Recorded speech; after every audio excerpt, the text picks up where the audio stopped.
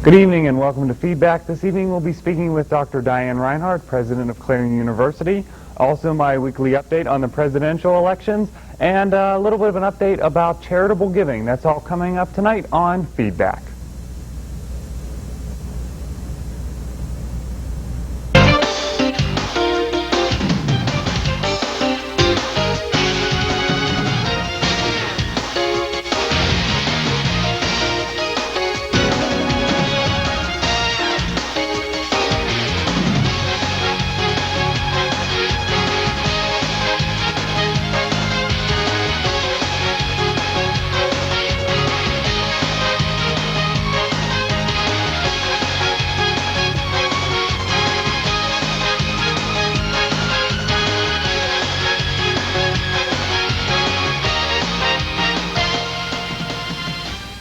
Good evening and welcome to Feedback. As I said, coming up a little bit later, we'll be speaking with Dr. Diane Reinhard, President of Clarion University.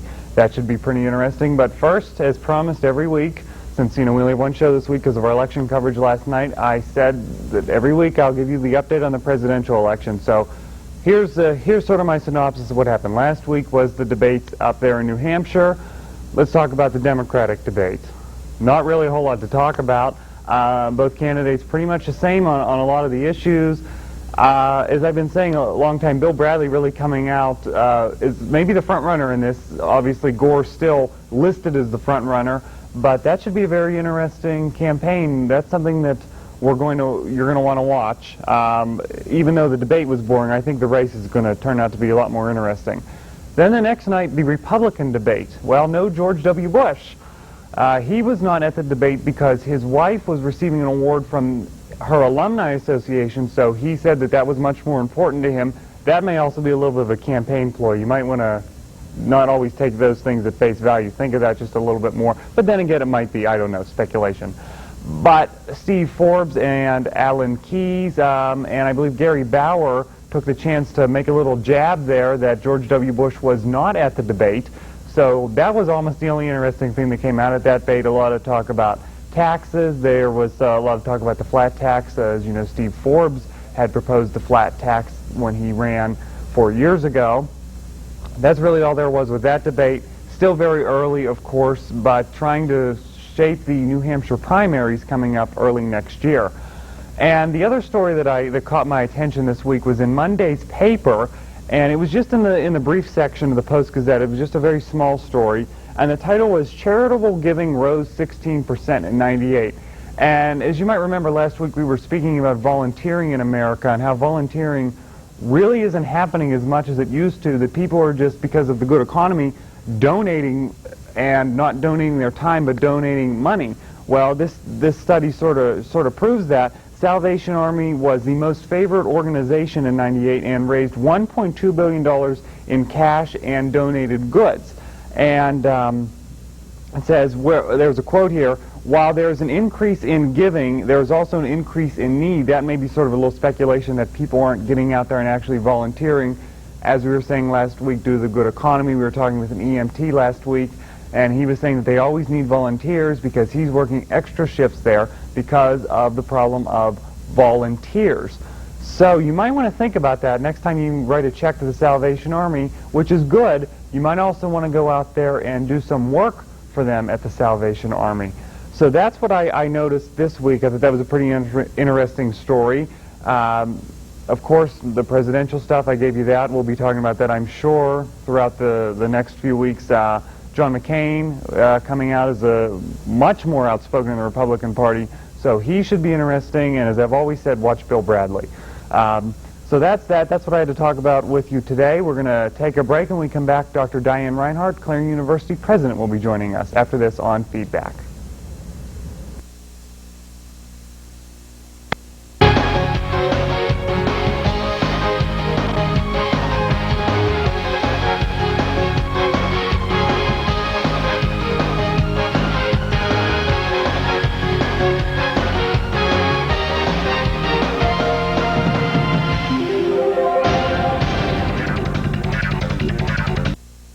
On their own.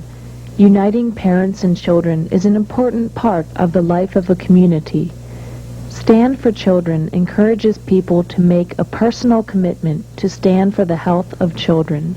300,000 Americans marched in Washington, D.C. last June to support Stand for Children Day. Stand for Children seeks to lift the belief that children need our help to stand.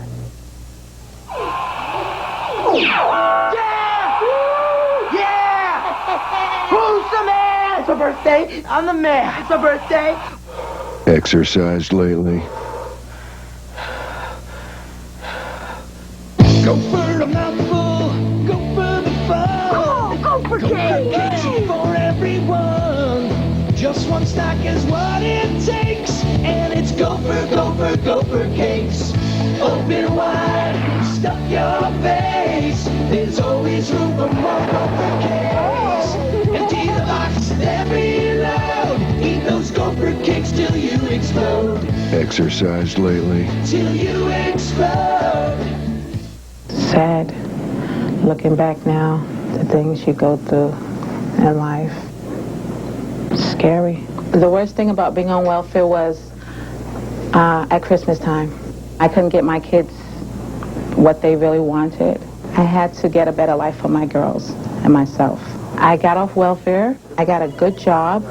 Makes me the happiest mother in the world. I live for my girls. We're not asking you to hire everyone on welfare, just one.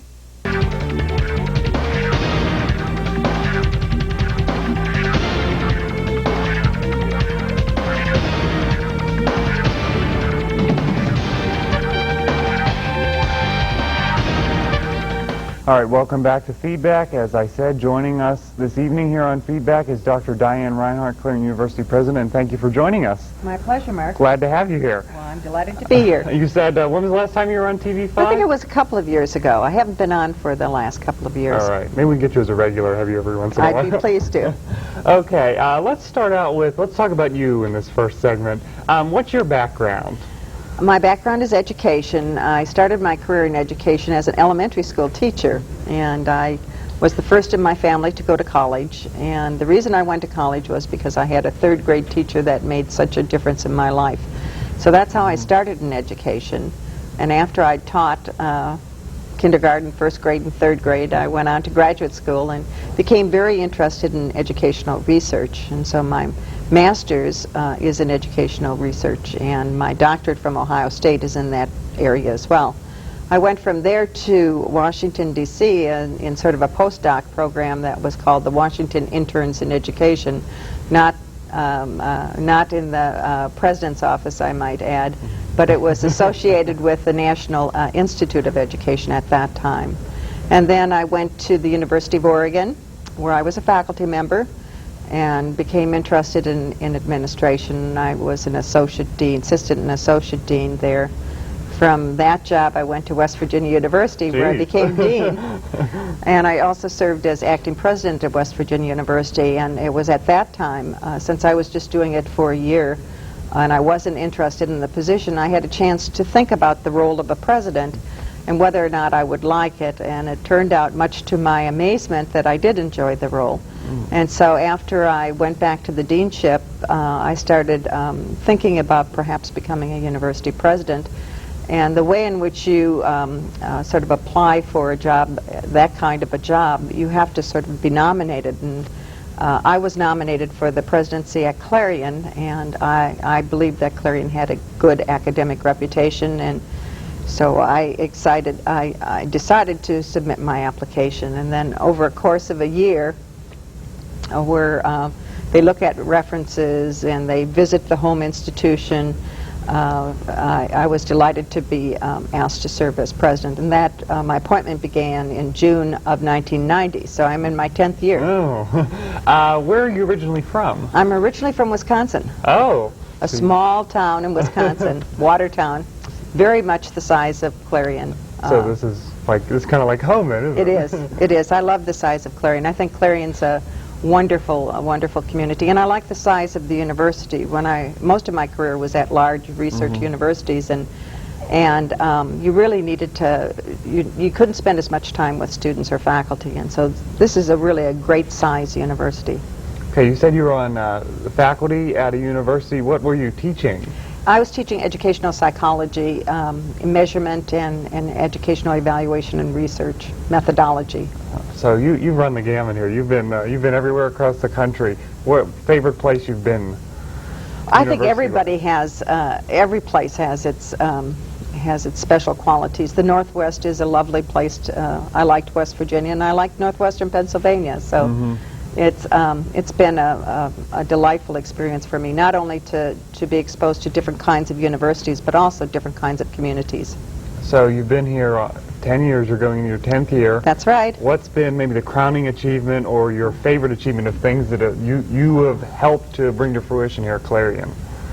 Well, I believe that any university, first and foremost, is known for the quality of its faculty and the quality of its programs. And I think that, I guess one of the things I'd be most pleased about is the number of faculty that we've hired since I came here, and a large proportion of our faculty have retired, and so we've replaced a number of faculty, and the quality is outstanding. And I think that the tradition that exists here as far as teaching and working with students being the top priority is something that the faculty who have been here for a while and new faculty have in common, and I think that that's very important.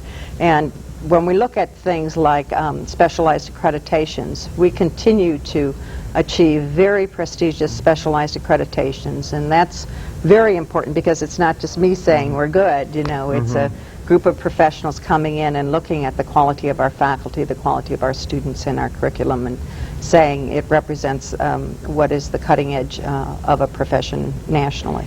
Being that Clarion is part of the state system of higher education, how much leeway does that give you to really control the university, or is it a lot governed by the Board of Governors? Well, university presidents are expected to wear a couple of hats. You know, one is to serve as an advocate for an individual institution, as I serve for Clarion, and the other is to be a good university president for the whole state system. And so we're engaged in developing policies that'll cut across all institutions. There is a lot of leeway that is given to the individual institution, but you still have to have the local council of trustees, for example, approve new programs, and then you have to have it also approved by the Board of Governors. In July we had the major and international business, and that went through our local council of trustees, but it also had to go through the statewide Board of Governors. And I think that more and more the Board of Governors is trying to steer universities in one way versus the other. Okay. Take us through a normal day for you. If I don't know if that exists, I don't know if that exists for anyone, but maybe if you had that idyllic normal day, what would it be? Well, anybody who is interested in becoming president of a university has to have the ability to go through long days. Normally my days are quite long. I have most of the evenings I have something planned. If it's not within the university community, it's working with potential donors that may want to give money to the university. I'm delighted to say that a couple of weeks ago we had an anonymous donor provide over $513,000 for a scholarship program at this university. So a big part of what I do is work with donors and special friends of the university. And I'm also in Harrisburg a lot. So I'm out of town working with various constituency groups, and that's a part of my normal role. So often what I do is put in a full day at the office and then go travel somewhere in the evening or travel early in the morning. So it's a wonderful role. It's a great role. It's probably the only role where they pay you, where you can learn so many different things. You know, I attend as many performances and lectures as I can, and they're often outside of the field that I know a lot about. So it's a constant in-service for me. It's really it's a wonderful role. Okay, we're going to talk a little bit more with you, but we're going to first take a break. When we come back, talk a little bit more with Dr. Diane Reinhard, and also talking about some issues that affect the university community after this.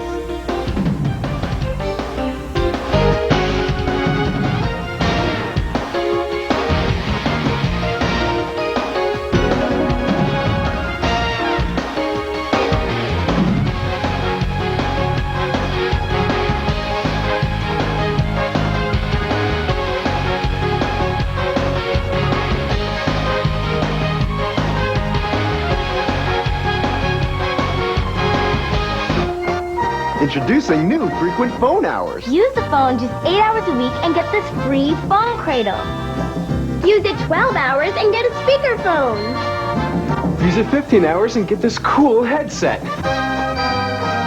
Or stay on the phone 20 hours a week And get a pasty complexion. flabby body, and a great new nickname at school.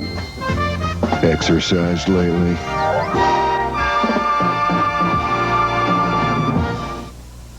I want myself to be there. I want my mother to be there. My hair to be done so beautiful, and I don't music, a nice blue dress. I want to be able to every single person that goes there. The burger shop, I want to have a nice dinner on. Every day, 10 children are killed by gunfire. Help stop the violence. Call 1-800-LEAVE-PREVENT for free information. Not one more lost life. Not one more bleeding family. Not one more. It's not just about making plans. It's about making a difference. Taking interest, not just it. At Edward Jones, it's about more than investing. It's about knowing you. My every hope, my life, my world, it all begins with a dream. Edward Jones, investing in you and your dreams. In Clarion, see Gary Martin, located on Main Street. Phone 226-7896.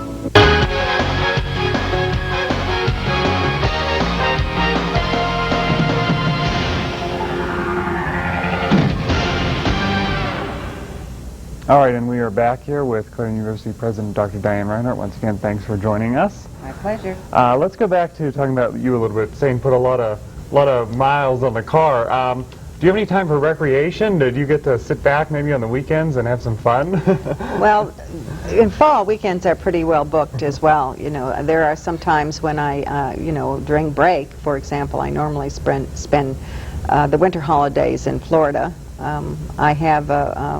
I love to read, and so if I have free time, I'll try and read. And I recently bought a little cottage up on Finley Lake, which is in New York. And of course, I have this wonderful dog that whenever I have a chance, I try and give Maggie a walk. Yeah, I see you brought her here tonight. I did. Tell us about Maggie. I know, like, I've seen you driving around the campus or around town, and I've seen the dog in the car, and I was, in fact, talking to someone, oh, who do you have on the show tonight? And I said, oh, I have Dr. Reinhard on. And they said, oh, ask her about the dog. So, tell us about Maggie. Well, Maggie is 5 years old, and she grew up on Clarion campus, on the Clarion campus. And of course, for the last 2 years, I've been down in the new residence, but the first 3 years, she was in Moore Hall, and we lived upstairs, but she would always attend all the meetings, and so a lot of people think of her as the unofficial mascot. She's a lovely Cocker Spaniel, and I've really enjoyed having her. I was very pleased to. She was a gift, and my first dog, so I didn't know if I'd like dogs, but sometimes I bring her to the office, and she likes that. She's a very social animal. That's fun. That's great. Well, let's say that there's some prospective students watching us now, maybe trying to decide where to go. What's the sales pitch? Why come to Clarion? Well, I think you come to Clarion because of what I talked about before. First and foremost, the quality of the faculty, the fact that we have programs that are nationally accredited, the fact that we are doing so many things to integrate technology with learning, and I could have a lot of examples of that, and that's what students need if they're going to succeed in the next century. I think we're doing more and more in global education. That's got to be a part of what a student's education is about. And all of that is done with what I think is the Clarion, the Clarion attention people get at Clarion, the personal attention that students receive. And so I think that's really important. And it's a hallmark of this university, the individual attention that faculty members give to students, and that hopefully everybody gives to students. Well, I'll give my pitch. I can say that's true. When looking around at schools, really pick Clarion because of TV5, what I'm doing here, the ability to do the show. They gave me the chance, and faculty is really wonderful. Right. So, I think our communications department is highly regarded. Yeah, absolutely. A lot in the field.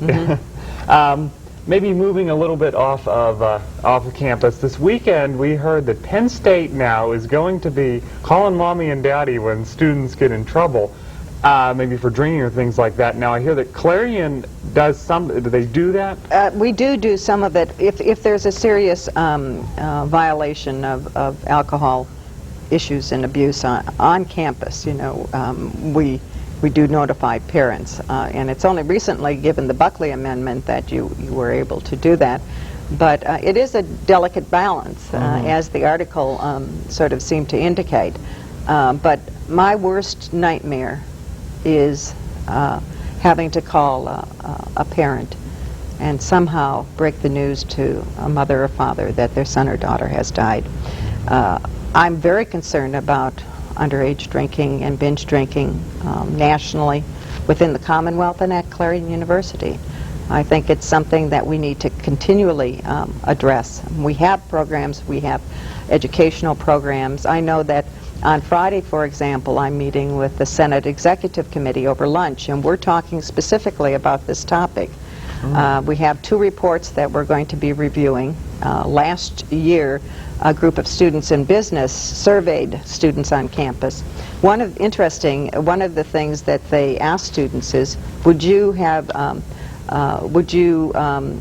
not drink as much if in fact you knew that if you got in trouble drinking, your parents would be notified, and a lot of them said that they would drink less if in fact there was that fear.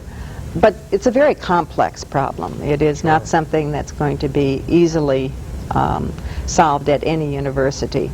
And although we have been blessed so far, I really worry about binge drinking. And one of the things I'm particularly interested in is trying to come up with what is the counterpart to a designated driver for what is everybody's responsibility to see that they stop someone when you know they are drinking really too much. Right. And they may be, it may be possible for them to be having alcohol poisoning.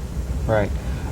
We also, I heard this weekend what University of Pittsburgh is doing, and I think this is funny, I guess. I believe the University of Pittsburgh police station is across from a bar, so they have these 2 rather large speakers, and they're going to be playing classical music, Mozart, I think, and I believe that they're going to try to curtail drinking with that. I mean, I don't know if that's really something that Clarion would want, but I mean, what do you think of that? I mean, putting it up outside, I don't, you know, there's been some interesting research and some speculation on the values of classical music, say, for example, with unborn children.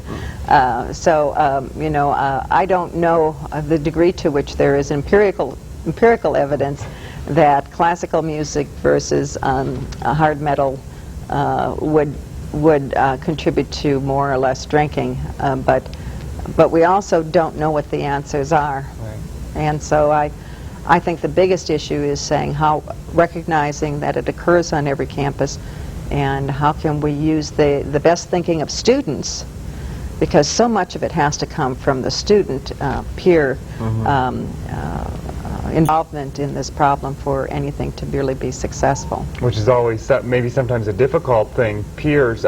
So you're saying there's some educational programs. What programs are out there on university campus? Well, we do have, John Postlethwaite has an educational program on our campus where he works specifically with students. We have tapes, we have other kinds of programs that we use. And we have some special programs that we use, say, for example, with athletes and with other groups, where the way in which they've tried to deal with it is to essentially bring in the lawyers and say, all right, now, and they're lawyers who practice in this community who students need to go to if, in fact, they get in trouble.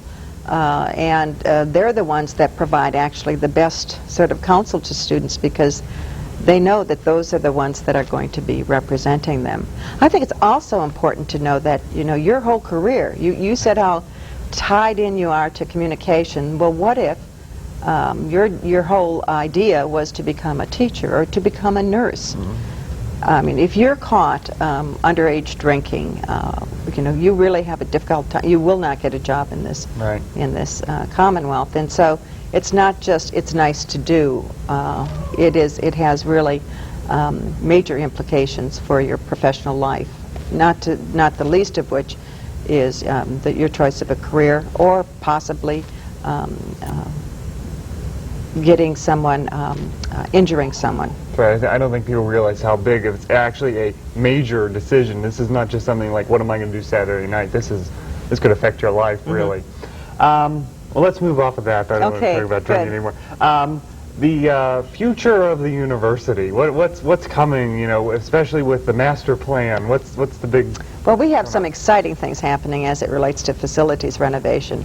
I don't know if you've been in Founders since it's reopened, but it's a lovely facility. Yes, it is. I think it's a beautiful building, and if you would have seen what it looked like before this renovation occurred, you would be amazed at what an absolutely charming building it is right now. We will be remodeling Davis, and our English department will be going over into that building. And we also will be planning for a move at the end of spring for our library, because that's our next big project, and our library services will be sort of in a couple of different locations for an academic year in two summers probably, but the result will be this absolutely gorgeous state-of-the-art library, and you may have seen the model in the library of the new the architectural drawing of it. Well, I've seen also the rec center. Oh, the rec center! I just was there. It's really that's amazing. It's very nice. It's really lovely. In fact, I just received a tour today, so I hadn't been in it before. It is a very impressive facility. So Clarion's moving up now. That's right. And you know what? We are out of time. I'm enjoying this so much. Maybe we'll have you back sometime. Anytime. Just let me know. Yes, thanks for joining us. We really appreciate it. Good. We'll be back right after this.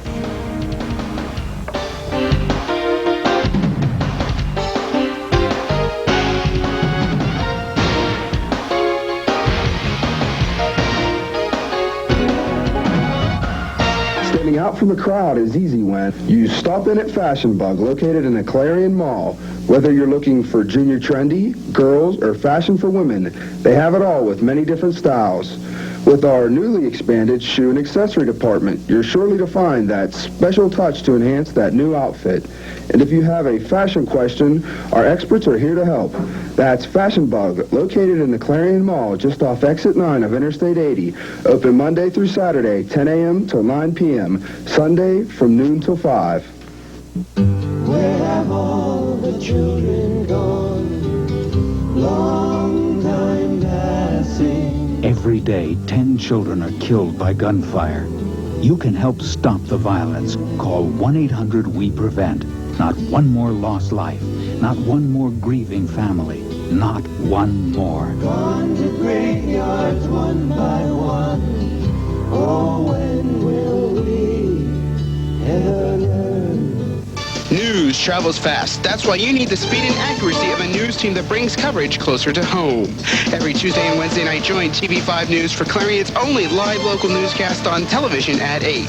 Tune in for the latest in regional, state, and national news. Plus, with our newspaper exchange partner, the Clarion News, teaming up to bring coverage closer to home every Tuesday and Wednesday at 8 p.m.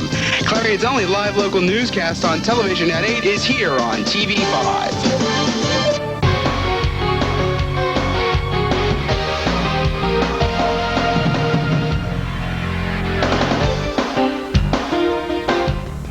All right, and we are back. We want to once again thank Dr. Diane Reinhard for joining us. Really interesting. Hopefully we'll have her back sometime. A lot of issues we didn't even get to discuss that were on the list to discuss, so maybe some other time. And also keep your eye on that presidential election that I've been talking about. We'll talk about it next week.